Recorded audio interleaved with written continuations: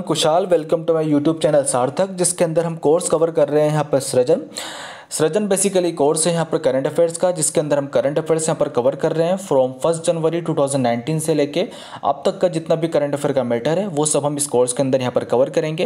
And अब तक 5 lesson के अंदर हमने यहाँ पर 1 जनवरी 2019 से लेके 3 फरवरी 2019 तक का जो भी करंट अफेयर का मैटर है वो सब हमने यहाँ पर डिस्कस कर चुके हैं। तो अगर आपको लेसन अच्छे लगे तो please give it a thumbs up, ज़्यादा से ज़्यादा लाइक कीजिए, शेयर कीजिए एंड चैनल को सब्सक्राइब कीजिए। तो आइए स्टार्ट करते हैं। फर्स्ट जो न्यूज़ है हमारे पास वो है 4 फरवरी से रिलेटेड। तो 4 फरवरी को यहाँ पर सेलिब्रेट किया जाता है वर्ल्ड कैंसर डे। एंड 2019 के अंदर जो वर्ल्ड कैंसर डे यहाँ पर सेलिब्रेट किया गया था तो उसकी जो थीम थी वो थी I am and I will, मतलब मैं कैंसर को यहाँ पर हरा के ही यहाँ पर रहूँगा।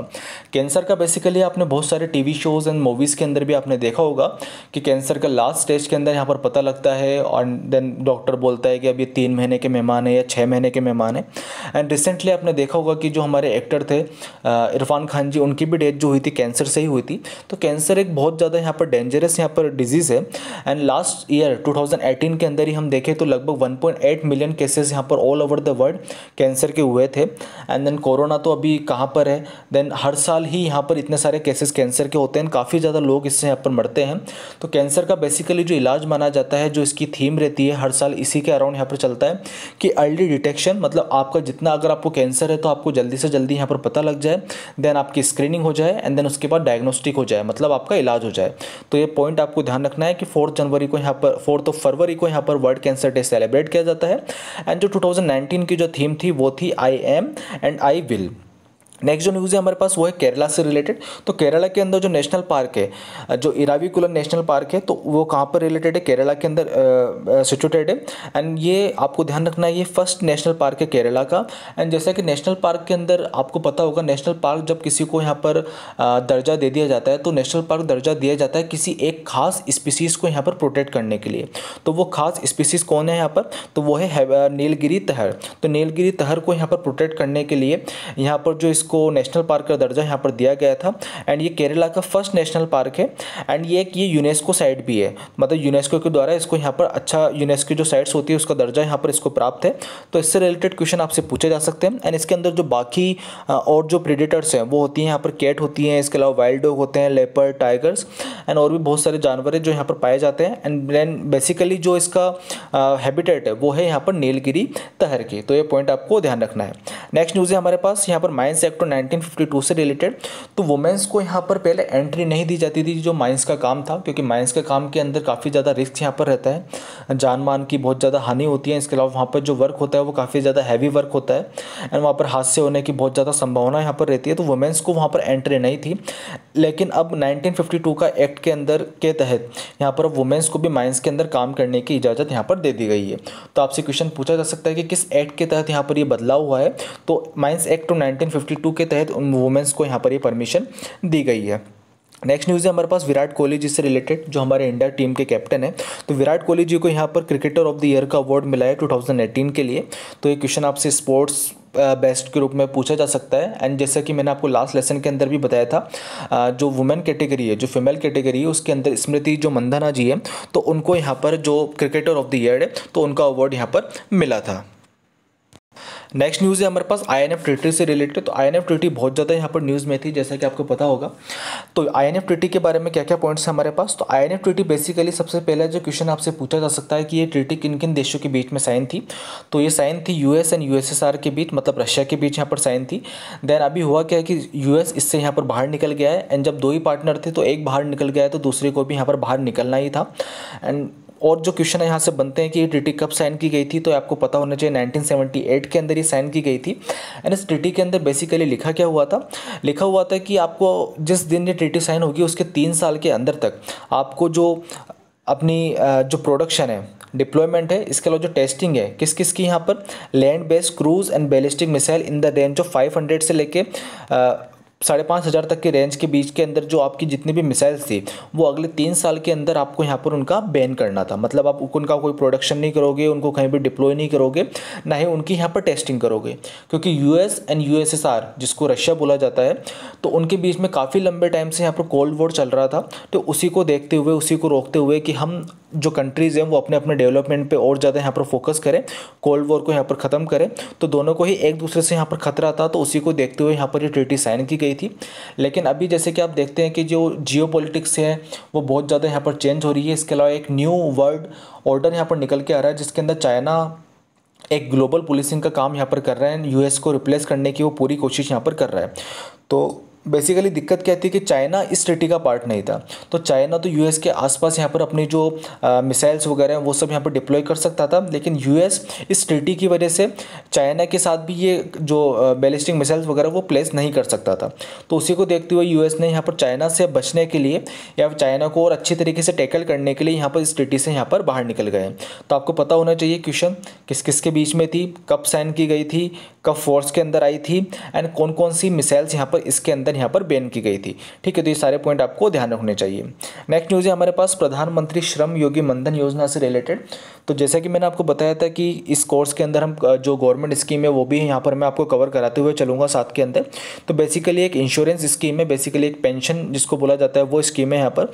तो पेंशन यहाँ पर कैसे कैसे इसकी कंडीशन क्या है, तो आपको सबसे पहले यहाँ पर 55 रुपये आपको हर महीने यहाँ पर देने होंगे 18 साल से लेके, एंड जब आप 29 साल के हो जाओगे तब आपको 100 रुपये पर महीने यहाँ पर देने होंगे। एंड बेसिकली होगा क्या, जब आप रिटायर हो जाओगे, जब आप 60 साल के हो जाओगे तो आपको 3,000 रुपये पर महीने यहाँ पर जो पेंशन है वो यहाँ पर मिलेगी।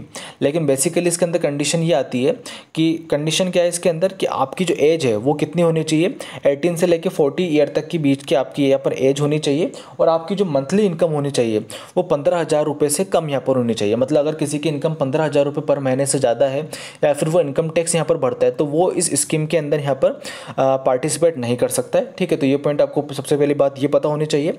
एंड अगर क्या हो कि अगर 60 साल के बाद जिसको पेंशन मिलनी थी वो मर जाए, तो उस केस के अंदर क्या है कि जितनी पेंशन उसको मिलनी थी उसका 50% जो पैसे हैं वो उसके स्पाउस को यहाँ पर मिलेगा। एंड सेम कंडीशन है, अगर 60 साल से पहले ही किसी की डेथ हो जाती है तो उसका जो स्पाउस है तो वो आधी जो पेंशन जो चली आ रही थी, जो प्रीमियम चला आ रहा था उसको फिल करके जब वो 60 साल का हो जाएगा यहाँ पर या हो जाएगी, वो जो बाकी की पेंशन है उसको यहाँ पर ले सकता है। तो ये क्वेश्चन आपसे पूछा जा सकता है कि इसके अंदर एज क्राइटेरिया क्या है, इनकम कितनी होनी चाहिए, एंड आपको पता होना चाहिए ये जो स्कीम है ये किसके अंदर यहाँ पर वर्क कर रही है, तो by ministry of labour and employment के अंदर ये स्कीम यहाँ पर आती है। ठीक है, तो ये पॉइंट आपको ध्यान रखना है। नेक्स्ट न्यूज़ है हमारे पास भीमसेन जोशी जी से रिलेटेड। तो भीमसेन जोशी जी की अभी रिसेंटली यहाँ पर डेथ हो गई थी। रिसेंटली इन द सेंस अभी हम पढ़ रहे हैं तो रिसेंटली इसको बोलेंगे। ये न्यूज़ है 2019 की। तो ये वोकलिस्ट थे, कहाँ से, कर्नाटक से थे। एंड ये किसके अंदर थे, तो हिंदुस्तानी क्लासिकल ट्रेडिशन के अंदर ये यहाँ पर वोकलिस्ट थे। एंड इनको 2019 के अंदर 2009 के अंदर मतलब आज से 11 साल पहले यहाँ पर भारत रत्न अवार्ड भी यहाँ पर दिया गया था। तो भारत रत्न इंडिया का सबसे सर्वोच्च यहाँ पर सम्मान माना जाता है। अगर ये किसी को मिलता है तो आप देख सकते हैं कि वो शख्स उसके अंदर कितना ज़्यादा टैलेंट यहाँ पर रहा होगा, वो एक कितनी बड़ी शख्सियत यहाँ पर रही होगी। तो ये इनकी डेथ हो गई थी, तो इनसे रिलेटेड आपसे यहाँ पर क्वेश्चन पूछा जा सकता है। एंड भारत रत्न होल्डर जो होता है उसकी जो टेबल ऑफ प्रेसिडेंस होती है, मतलब जैसे कि सबसे बड़ा कौन होता है इंडिया के अंदर, प्रेसिडेंट होता है, देन उसके बाद वाइस प्रेसिडेंट, देन उसके बाद प्राइम मिनिस्टर होता है। तो उसी रैंकिंग के अंदर इनको 7th पोजीशन पे यहाँ पर रखा जाता है। जो हमारे चीफ जस्टिस ऑफ इंडिया होते हैं उनके साथ भारत रत्न होल्डर को यहाँ पर रखा जाता है। तो आप देख सकते हैं कि कितने ज़्यादा इंपॉर्टेंट इनकी पोजीशन हो जाती है।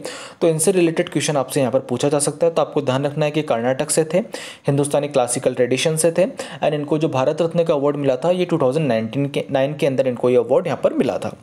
नेक्स्ट न्यूज़ है हमारे पास कोऑपरेशन 2 से रिलेटेड। तो बेसिकली आपको नाम देके यहाँ पर पूछा जा सकता है कि कोऑपरेशन 2 यहाँ पर क्या है। तो आपको ध्यान रखना है कि joint UAE, United Arab Emirates and Oman की मिलिट्री ड्रिल है। जैसे कि आपने देखा होगा कि इंडिया भी बहुत सारे मित्र देशों के साथ यहाँ पर अपनी जो एक्सरसाइज है वो यहाँ पर करता है, चाहे वो एससीओ की हो, चाहे वो मालाबार हो, चाहे वो शक्ति हो, चाहे वो इंदिरा हो। बहुत सारी जो एक्सरसाइजेज है वो यहाँ पर हम कवर करते हैं। तो जो कोऑपरेशन 2 है ये किसके बीच की एक्सरसाइज है, तो यूनाइटेड अरब एमिरेट्स एंड इसके अलावा जो ओमान है तो दोनों के बीच की यहाँ पर जो मिलिट्री एक्सरसाइज है। नेक्स्ट न्यूज़ है हमारे पास प्रेसिडेंट से रिलेटेड। तो प्रेसिडेंट ने यहाँ पर गिव संगीत नाटक अकेडमी अवार्ड यहाँ पर प्रेसिडेंट के द्वारा यहाँ पर दिए गए थे। एंड ये अवार्ड 42 आर्टिस्ट को यहाँ पर दिए जाते हैं। एंड ये आर्टिस्ट किसके द्वारा यहाँ पर सेलेक्ट किए जाते हैं, तो मिनिस्ट्री ऑफ कल्चर के द्वारा यहाँ पर ही सेलेक्ट किए जाते हैं एंड इनको अवार्ड के अलावा यहाँ पर 1 लाख रुपये यहाँ पर इनको यहाँ पर मिलते हैं। तो ये जो बेसिकली अवार्ड देने का जो सिस्टम है यहाँ पर चालू किया गया था 1952 के अंदर ये चालू किया गया था। एंड जब ये चालू किया गया था तो ये मिनिस्ट्री ऑफ एजुकेशन के अंडर यहाँ पर चालू किया गया था, लेकिन अब ये किसके द्वारा यहाँ पर प्रेजेंट किया जाता है, तो मिनिस्ट्री ऑफ कल्चर के अंदर ही एक ऑटोनोमस बॉडी यहाँ पर बनाई हुई है, तो उसके अंदर उस बॉडी के द्वारा ये अवार्ड यहाँ पर दिया जाता है। ठीक है, तो ये पॉइंट आपको ध्यान रखना है। नेक्स्ट न्यूज़ है हमारे पास न्यू दिल्ली से रिलेटेड। तो न्यू दिल्ली के अंदर यहाँ पर अभी इंडियन ओशन डायपोल यहाँ पर हुआ था, जिसका 6th एडिशन यहाँ पर हुआ था। तो इंडियन ओशन डायपोल बेसिकली किसका इनिशिएटिव है यहाँ पर, तो इंडियन ओशन रिम एसोसिएशन का यहाँ पर इनिशिएटिव है। Indian Ocean Rim Association basically कि इंडियन ओशन के आसपास के जितने भी स्टेट्स हैं तो उनका यहाँ पर ग्रुप है। एंड ये कब सेटअप किया गया था, तो 1997 के अंदर ये जो ग्रुप है यहाँ पर सेटअप किया गया था। एंड बेसिकली इसका जो एम होता है वो होता है कि strengthening regional cooperation and sustainable development in Indian Ocean region. तो इंडियन ओशन रीजन के अंदर डिजास्टर मैनेजमेंट से रिलेटेड काम करना, रीजनल कोऑपरेशन बढ़ाना, इसके अलावा सस्टेनेबल डेवलपमेंट यहाँ पर करना, इसका यहाँ पर एम होता है। तो उसी के 6th जो एडिशन था, 6th जो मीटिंग थी वो न्यू दिल्ली के अंदर यहाँ पर हुई थी। एंड आपको मेनली ये बात ध्यान होनी चाहिए कि इसके अंदर इसके जो लगभग पिलर्स हैं, मतलब किन किन बेसिस के ऊपर ये काम करती है, तो 6 पिलर्स के ऊपर ये यहाँ पर जो इंडियन ओशन डायपोल है यहाँ पर काम करता है। फर्स्ट है यहाँ पर मैरीटाइम सिक्योरिटी, सेकंड है ट्रेड एंड इन्वेस्टमेंट, थर्ड है फिशरीज सेक्टर, फोर्थ है डिजास्टर रिस्क रिडक्शन, फिफ्थ है academic and scientific cooperation and last है tourism promotion and culture exchange. ठीक है, तो इतने सारी थीम के ऊपर यहाँ पर काम करता है। बेसिकली ये फील्ड्स है जिनके ऊपर जो इंडियन ओशन रिम एसोसिएशन है ये यहाँ पर काम करता है। तो इसकी 6th एडिशन यहाँ पर न्यू दिल्ली के अंदर यहाँ पर हुआ था। नेक्स्ट न्यूज़ है हमारे पास प्रवासी तीर्थ दर्शन योजना से रिलेटेड। तो प्रवासी तीर्थ दर्शन योजना क्या है, तो इसके अंदर बेसिकली होगा कि जो इंडियन डायस्पोरा है, मतलब इंडियन ओरिजिन के जो भी लोग हैं उनको यहाँ पर गवर्नमेंट स्पॉन्सर्ड टूर पर ले जाया जाएगा रिलीजियस प्लेस के। एंड रिलीजियस प्लेस कौन कौन से, ऐसा नहीं है कि ओनली एक ही टाइप के एक ही धर्म के रिलीजियस प्लेस पे यहाँ पर ले जाया जाएगा। जितने भी धर्म के रिलीजियस प्लेस हैं तो उन पे यहाँ पर इंडियन जो डायस्पोरा है, इंडियन जो ओरिजिन के जो पीपल है उनको यहाँ पर ले जाया जाएगा। एंड ये प्रोग्राम, इससे रिलेटेड क्वेश्चन क्या क्या पूछा जा सकता है वो मैं आपको बताता हूँ। ये सबसे पहले तो ये क्वेश्चन पूछा जा सकता है किसके द्वारा फंडिंग की गई है, तो 100% गवर्नमेंट के द्वारा यहाँ पर फंडिंग की गई है। एंड कौन कौन से लोग यहाँ पर जा सकते हैं, तो पीपल ऑफ इंडियन ओरिजिन, जो पीपल इंडिया के ओरिजिन के थे। एंड इसके अलावा उनकी एज कितने से कितने के बीच के अंदर यहाँ पर जो क्राइटेरिया है वो है 45 से 65 ईयर के बीच के अंदर आपकी एज है, तो वो उन लोगों को यहाँ पर दिया जाएगा। मतलब 45 से कम एंड 65 से ज़्यादा लोगों को के लिए ये स्कीम यहाँ पर नहीं है। जैसा कि आपको पता होगा फिर हेरा फेरी के अंदर आता है कि ये स्कीम तेरे लिए नहीं है, तो वैसे ही 45 से कम वालों के लिए, 65 से ज़्यादा वालों के लिए स्कीम यहाँ पर नहीं है। एंड बेसिकली इसके अंदर एक जो इंपॉर्टेंट टर्म है जो आपको ध्यान रखना है वो यहाँ पर बोला जाता है इसके अंदर गिरमित्य। गिरमित्य बेसिकली होता है क्या है कि ये ऐसी कंट्रीज़ है जहाँ पर लोग यहाँ पर यूरोपियंस के लिए काम करने गए थे। जैसे कि आपको पता है कि हमारी कंट्री यहाँ पर बहुत सालों तक यहाँ पर कॉलोनी बन के रही है। तो जिन कंट्रीज़ के अंदर हमारे जो लोग हैं शुगर प्रोडक्शन के लिए यहाँ पर गए थे, उन कंट्रीज़ को यहाँ पर गिरमित्य कंट्रीज़ यहाँ पर बोला जाता है। एंड ये जो टर्म है गिरमित्य कंट्रीज़, ये किसके द्वारा यहाँ पर टर्म कॉइन किया गया था, तो हमारे जो राष्ट्रपिता हैं महात्मा गांधी जी, इनके द्वारा ये जो टर्म है ये यहाँ पर कॉइन किया गया था। एंड उन्होंने बोला था कि मैं अपने आप को यहाँ पर फर्स्ट गिरमित्य यहाँ पर मानता हूँ। तो गिरमित्य कंट्रीज़ के अंदर यहाँ पर कौन कौन सी कंट्रीज आती हैं, तो वो आपको ध्यान रखना है। Mauritius, Fiji, Suriname, Guana, त्रिनाद, Tobago and Jamaica. ठीक है, तो ये कंट्रीज़ यहाँ पर आती है जिनको बोला जाता है गिरमित्य कंट्रीज़। तो बेसिकली स्कीम के अंदर क्या है कि पीपल ऑफ इंडियन ओरिजिन, तो जैसे कि मैंने आपको बताया इंडिया के लोग वहाँ जाके यूरोपियंस के लिए वहाँ पर शुगर केन का उन्होंने वहाँ पर काम किया था, तो इन कंट्रीज़ के लोगों को फर्स्ट प्रेफरेंस यहाँ पर दिया जाता है। ठीक है, तो ये पॉइंट आपको ध्यान रखना है। गिरमित्य कंट्रीज से रिलेटेड भी आपसे पूछा जाए तो आपको ध्यान रखना है कौन कौन सी कंट्रीज इसके अंदर है। इसके अलावा ये टर्म किसके द्वारा कॉइन किया गया था, तो ये सारे पॉइंट्स आपको यहाँ पर ध्यान होने चाहिए। नेक्स्ट न्यूज़ है हमारे पास वर्ल्ड बैंक से रिलेटेड। तो वर्ल्ड बैंक ने 6000 करोड़ रुपए यहाँ पर दान में लोन दिया है, मतलब इन द सेंस किसके लिए, अटल भूजल योजना से रिलेटेड। तो अटल भूजल योजना बेसिकली क्या है कि ग्राउंड वाटर को रिचार्ज करने के लिए यहाँ पर जो स्कीम है ये यहाँ पर बनाई गई थी। एंड इसके अंदर बेसिकली होगा कि ग्राउंड वाटर को यहाँ पर रिचार्ज किया जाएगा। इसके अलावा जो लोकल पीपल है उनका भी इन्वॉल्वमेंट यहाँ पर रहेगा। तो ये क्वेश्चन आपसे स्टेटमेंट बेस पे पूछा जा सकता है कि जो लोकल कम्युनिटी है उनका इन्वॉल्वमेंट इसके अंदर रहेगा नहीं रहेगा, तो इसके अंदर रहेगा। एंड इसके अंदर जो पैसा है तो वो 50-50 यहाँ पर शेयर किया जाएगा सेंटर एंड स्टेट गवर्नमेंट के बीच में। एंड ये ऐसा नहीं है कि ऑल पैन इंडिया स्कीम है ये, तो ओनली कुछ सेलेक्टेड स्टेट के अंदर यहाँ पर चलेगी। तो सेलेक्टेड स्टेट कौन कौन से हैं यहाँ पर, तो आपको ध्यान रखना है, आपसे पूछा जा सकता है। तो यूपी, MP, मध्य प्रदेश, राजस्थान, कर्नाटक, हरियाणा, महाराष्ट्र, गुजरात तो इन 8 स्टेट्स के अंदर यहाँ पर ये स्कीम यहाँ पर चालू की जाएगी। एंड बेसिकली किस मिनिस्ट्री के द्वारा ये स्कीम यहाँ पर चालू की जा रही है, तो भाई मिनिस्ट्री ऑफ जल शक्ति के द्वारा यहाँ ये जो स्कीम है ये यहाँ पर चालू की जाएगी। एंड ये 8 जो स्टेट हमने लिए थे इसके अंदर जो 8300 मतलब 8,500 लगभग जितनी भी ग्राम पंचायत है तो उनके अंदर यहाँ पर ये चालू की जाएगी। एंड बेसिकली इंडिया के अंदर इतना ज़्यादा दिक्कत क्यों आ रही है, क्योंकि इंडिया लगभग जितना वर्ल्ड का जो ग्राउंड वाटर का जो ऑब्स्ट्रक्शन होता है उसका लगभग 25% ओनली इंडिया के अंदर होता है, क्योंकि इसकी वजह से जो डार्क जोन है, डार्क जोन का मतलब क्या होता है कि ओवर एक्सप्लोइटेशन, मतलब जो ग्राउंड वाटर होता है वो रिचार्ज भी होता जाता है, तो जितना रिचार्ज हो रहा है उससे ज़्यादा आप वहाँ पर निकाल रहे हो तो वो डार्क जोन बन जाता है। तो गवर्नमेंट ऑफ इंडिया ऐसे सारे एरियाज़ को यहाँ पर डिफाइन भी करती है कि कहाँ पर डार्क जोन है कहाँ पर नहीं है, मतलब कंजम्पशन बहुत ज़्यादा हो रहा है रिचार्ज से ज़्यादा। ठीक है, तो मतलब वही बात है, आमदनी अठन्नी खर्चा रुपया। ठीक है, तो वो बातें तो आपको ध्यान रखना है। डार्क जोन किसे यहाँ पर बोलते हैं, वर्ल्ड बैंक के द्वारा स्पॉन्सर की गई थी, सेंटर एंड स्टेट के द्वारा फंड बाकी का जो शेयर किया जाएगा। इसके अंदर कितने स्टेट है, टोटल 7 स्टेट यहाँ पर हैं। कौन से मिनिस्ट्री के अंदर ये चालू की गई थी, तो भाई मिनिस्ट्री ऑफ जल शक्ति के द्वारा यहाँ पर ये जो स्कीम है यहाँ पर चालू की गई थी। नेक्स्ट न्यूज़ है हमारे पास न्यू दिल्ली से रिलेटेड। तो न्यू दिल्ली के अंदर यहाँ पर अर्थ यहाँ पर स्टार्ट किया गया था। तो अर्थ बेसिकली है क्या, तो अर्थ है यहाँ पर इंडिया का first multi regional cultural fest. तो बहुत सारे जो कल्चरल फेस्ट होते रहते हैं, अब कल्चरल फेस्ट है तो कल्चरल फेस्ट से मतलब क्या है कि इंडिया की जो रिच कल्चर एंड जो डाइवर्सिटी है तो वो यहाँ पर इस जो फंक्शन है इसके अंदर दिखाई जाएगी। एंड लोगों को इंस्पायर किया जाएगा कि आप इंडिया का एक टूर लें। इंडिया के अंदर काफ़ी जो देखने लायक जगह है, इतने सारी जो डाइवर्सिटी, इतने सारे जो ट्रेडिशन है, इतना सारा जो कल्चर है, उनको आप सब यहाँ पर जो एक्सप्लोर करें। ठीक है, तो उसके लिए यहाँ पर जो अर्थ प्रोग्राम भी यहाँ पर स्टार्ट किया गया था। एंड इसके अंदर बेसिकली बहुत सारे scholars, performers, authors, media man and बहुत सारे जो फॉरेन डिग्नेटरीज हैं तो वो यहाँ पर आते हैं। ठीक है, तो पता होना चाहिए आपको। अर्थ आपसे देख के पूछा जा सकता है कि अर्थ से आप यहाँ पर क्या समझते हैं, अर्थ यहाँ पर न्यूज़ में था तो उससे क्या मतलब है, तो वो पॉइंट आपको ध्यान होना चाहिए। नेक्स्ट न्यूज़ है अरुणाचल प्रदेश से रिलेटेड। तो अरुणाचल प्रदेश की यहाँ पर जो नीसी ट्राइब है उन्होंने यहाँ पर बोरी बोट योलो फेस्टिवल यहाँ पर सेलिब्रेट किया था। तो आपसे पूछा जा सकता है कि नीसी ट्राइब किस स्टेट की है, या फिर आपसे फेस्टिवल भी पूछा जा सकता है कि ये फेस्टिवल किस स्टेट के अंदर यहाँ पर सेलिब्रेट किया जाता है। तो आपको ध्यान रखना है नीसी तो यहाँ पर ट्राइब है अरुणाचल प्रदेश की। एंड जो फेस्टिवल सेलिब्रेट किया जाता है वो कौन सा किया जाता है, बोरी बोट योलो फेस्टिवल यहाँ पर सेलिब्रेट किया जाता है। नेक्स्ट न्यूज़ है हमारे पास वर्ल्ड बैंक से रिलेटेड। तो वर्ल्ड बैंक के अभी यहाँ पर जो नेक्स्ट चीफ है वो किसको बना दिया गया है, तो डेविड मेलपेस को यहाँ पर जो वर्ल्ड बैंक का चीफ है वो यहाँ पर बना दिया गया है। एंड वर्ल्ड बैंक का जो हेडक्वार्टर है वो कहाँ पर है, वॉशिंगटन डीसी के अंदर है। एंड जो इनका टर्म होता है बेसिकली वो होता है 5 साल के लिए। एंड जो लास्ट जिनको इन्होंने सक्सीड किया है वो लास्ट कौन थे, तो लास्ट चीफ कौन थे, तो जिम योंग किम इसके लास्ट चीफ थे। एंड वर्ल्ड बैंक का आपको ध्यान होना चाहिए, इसकी जो स्थापना की गई थी, जो ब्रिटेन वुड्स जो कॉन्फ्रेंस हुई थी वो हुई थी 1944 के अंदर। तो 1944 के अंदर वर्ल्ड बैंक की यहाँ पर स्थापना की गई थी। नेक्स्ट न्यूज़ है हमारे पास 10 फरवरी से रिलेटेड। तो 10 फरवरी को यहाँ पर क्या सेलिब्रेट किया जाता है, तो 10 February is celebrated as the world pulses day.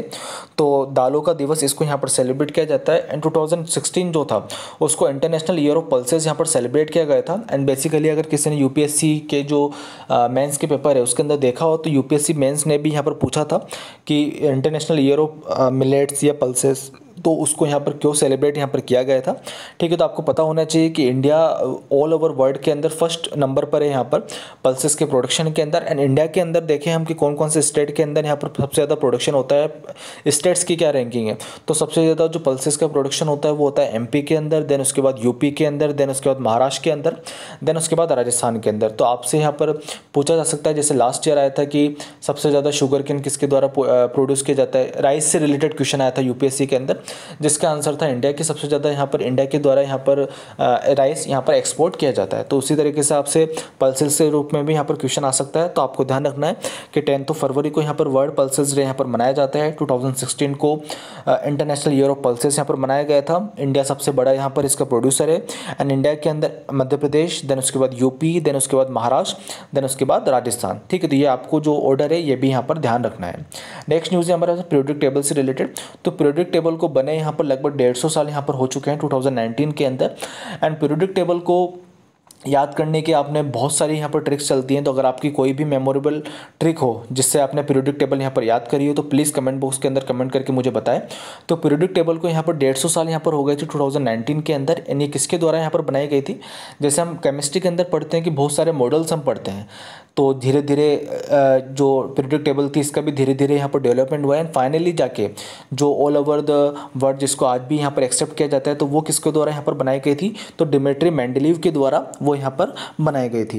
And the United Nation General Assembly and the UNESCO have decided to celebrate the year 2019 as the international year of periodic table of chemical element. तो 2019 को यहाँ पर international year of periodic table of chemical element यहाँ पर celebrate किया जाएगा। क्यों? क्योंकि पीरियोडिक टेबल को बने यहाँ पर 150 साल यहाँ पर हो चुके हैं। तो आपको ध्यान होना चाहिए पीरियोडिक टेबल से रिलेटेड कुछ आपसे पूछा जा सकता है कि किसके द्वारा यहाँ पर बनाई गई थी, तो आपको ध्यान होना चाहिए डिमिट्री मेंडलीव के द्वारा यहाँ पर ये बनाई गई थी। एंड 2019 के अंदर इसकी 150th एनिवर्सरी यहाँ पर सेलिब्रेट की गई थी। नेक्स्ट न्यूज़ है हमारे पास बेडिन 1 से रिलेटेड। तो बेडिन 1 यहाँ पर क्या है? One of the oldest galaxies हमें यहाँ पर मिली है। जैसे कि मैंने आपको बताया था VG18 या फार आउट जो सबसे डिस्टेंट बॉडी हमें वहाँ पर मिली थी सोलर सिस्टम के अंदर, वैसे ही बेडिन 1 हमें यहाँ पर मिली है जो सबसे जो इसकी एज है वो सबसे ज़्यादा यहाँ पर पुरानी, मतलब सबसे पुरानी गैलेक्सी हमें मिली है। तो आपसे स्टेटमेंट बेस पे क्वेश्चन पूछे जा सकते हैं। बेडिन 1 देख के आपसे पूछा जा सकता है कि ये क्या है, कोई रोबोट है या कोई डिफेंस का कोई प्रोडक्ट है या फिर और भी कुछ आपसे पूछा जा सकता है, कोई स्टार है, सैटेलाइट है। तो आपको ध्यान रखना है कि सबसे ओल्डेस्ट गैलेक्सी है जो अभी तक यहाँ पर फाउंड हुई है। नेक्स्ट न्यूज़ है हमारे पास एंड लास्ट न्यूज़ है आज की, तो वो है एलिफेंट डेथ से रिलेटेड। तो एलिफेंट की सबसे ज़्यादा जो डेथ होती है वो किस कारण होती है? तो हाईएस्ट जो डेथ होती है वो होती है इलेक्ट्रिसिटी से, मतलब वो करंट वरेंट लग के कहीं इधर उधर जाते हैं तो करंट से उनकी मौत हो जाती है। उसके बाद होती है ट्रेन एक्सीडेंट से, क्योंकि बहुत सारा आपने देखा होगा गवर्नमेंट ने यहाँ पर स्कीम भी बहुत सारी चलाई थी कि जो रेलवे पैसिंग होती है तो वहाँ पर ही सड़क वहाँ पर जाती है, तो अगर कोई पास वास करते हैं देन जानवरों को इतनी ज़्यादा समझ होती नहीं है, देन हाईवे जो निकलते हैं वो नेशनल पार्क के बीच में से निकाल देते हैं या जो उनका एक जंगल होता है उसके बीच में से ही हाईवे यहाँ पर निकाल देते हैं। तो जब वो ये रोड क्रॉस करते हैं तो उनका एक्सीडेंट से यहाँ पर डेथ हो जाती है। एंड लास्ट यहाँ पर जो रैंकिंग है वो है पोचिंग, मतलब शिकार के द्वारा उनकी डेथ होती है। एंड रिसेंटली जैसे अभी आपको पता है केरल के अंदर ही कल परसों यहाँ पर इंसिडेंट हुआ है जिसके अंदर जो हथीनी थी जो प्रेग्नेंट थी उसको यहाँ पर मार दिया गया था। उसको मतलब ऐसे फ्रूट के अंदर क्रैकर्स रख के यहाँ पर दिए, देन उसकी डेथ हो गई थी। तो बहुत ज़्यादा यहाँ पर न्यूज़ में था, बहुत सारे लोगों ने यहाँ पर अपना जो गुस्सा है वो व्यक्त किया है। इसके अलावा बहुत सारे चैनल ने उसको यहाँ पर कवर किया है। तो आपको ध्यान रखना है कि एलिफेंट की जो डेथ होती है सबसे ज़्यादा होती है इलेक्ट्रिसिटी से, उसके बाद ट्रेन एक्सीडेंट से एंड उसके बाद होती है पोचिंग से। एंड ये क्वेश्चन आपसे पूछा जा सकता है कि इंडिया के अंदर एलिफेंट सबसे ज़्यादा कहाँ पर है? तो इंडिया के अंदर सबसे ज़्यादा तो एलिफेंट वो है कर्नाटक के अंदर, देन उसके बाद असम के अंदर, देन उसके बाद यहाँ पर केरला के अंदर। So guys this is the end of our lesson. अगर आपको लेसन अच्छे लगे तो please give it a thumbs up. अगर आपको लेसन अच्छे लगे तो चैनल को लाइक कीजिए, शेयर कीजिए, सब्सक्राइब कीजिए। अगर आपको कोई भी डाउट्स है तो कमेंट बॉक्स के अंदर आप कमेंट करके पूछ सकते हैं। अगर आपको लेसन अच्छे नहीं लगे तो वीडियो को डिसलाइक कीजिए एंड कमेंट बॉक्स के अंदर कमेंट करके बताइए कि आपको लेसन के अंदर क्या अच्छा नहीं लगा, ताकि मैं इसको और ज़्यादा इंप्रूव कर सकूं। अगर आपको लगता है कि चैनल से आपको कुछ भी फ़ायदा यहाँ पर हो रहा है तो ज़्यादा से ज़्यादा लोगों को यहाँ पर रिकमेंड कीजिए, ताकि लोगों का भी यहाँ पर जो करंट अफेयर का मैटर है वो यहाँ पर कवर हो। सो guys this is the end of our lesson and thank you for watching.